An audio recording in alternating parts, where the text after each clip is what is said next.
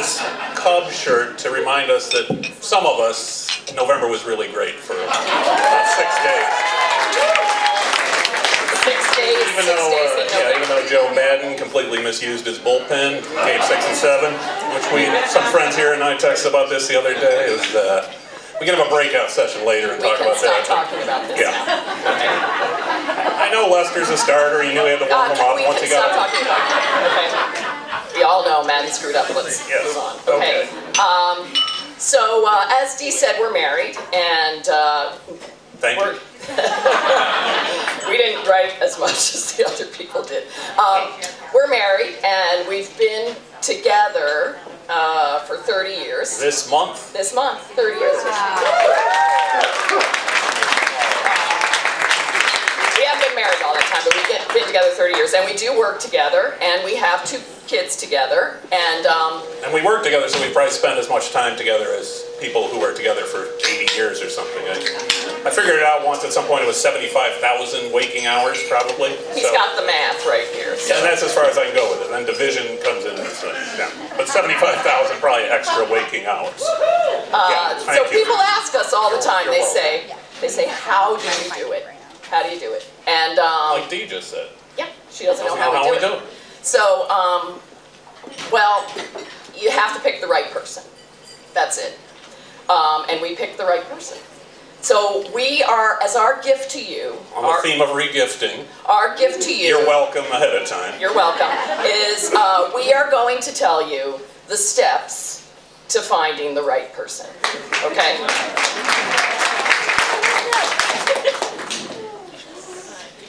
I think you know step 1. Well, for me, I don't recommend this completely, but as far as for me with Barb, get divorced from your first wife. I don't recommend doing it. It doesn't have to be step 1, but it was an essential step for me.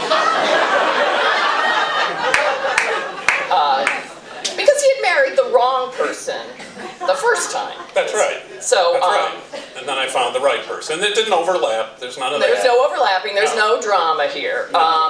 Step 2 is knowing a good thing when you see it, which, I mean, he's a great thing, but it was a little easier for me to see it because at the time it was the 1980s and I worked in comedy, and it was kind of a ragtag group of, and I think at that time just one. But also, more to the point, I mean, we're equal, but our upper body strength is a little bit less. So, and that's why, by the way, I just want to point out that most male gay couples have really nice gardens, and that's why. Okay. Because it's 2 of them with a lot of upper body. But anyway, he dug a trench around the tent, and nobody had ever done anything like that for me in my whole life. It was like, oh my gosh, this is a person who will take care of me. And I don't mean that in like the man takes care of the woman thing. I mean this Although is a person... in this case, yes. But Also, I learned in my upbringing, because our basement flooded a lot, and my father always went down there and cleaned it out with his galoshes, and my mother never went down there, is that a good husband keeps his wife dry. So, and that moment it clicked for me. And I just thought, wow, this is my guy. So my Epiphany, same trip. I'm going to have to go through this quickly. Our daughter's here.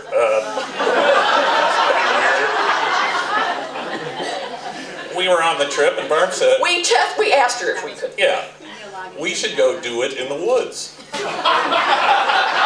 had just dug a trench around my tent. And at that point, I was in. I'm marrying this woman. This is fantastic. Not because of the sex, but this is fun and exciting. I knew she was smart and funny already, but this is fun and exciting and a little dangerous, and I wish it had ended there, but no, if it was a Wes Anderson movie, we laid out our stuff, blanket, few paper towels, condoms, and because when you go have sex in the woods with an educator for Planned Parenthood, there's some spermicide along as well.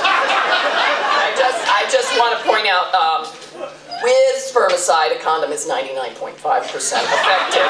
Same effect as the pill, level, but without, it's only 90, So maybe see, your mom 80%. practiced what she preached to you. She did. Even in Ontario.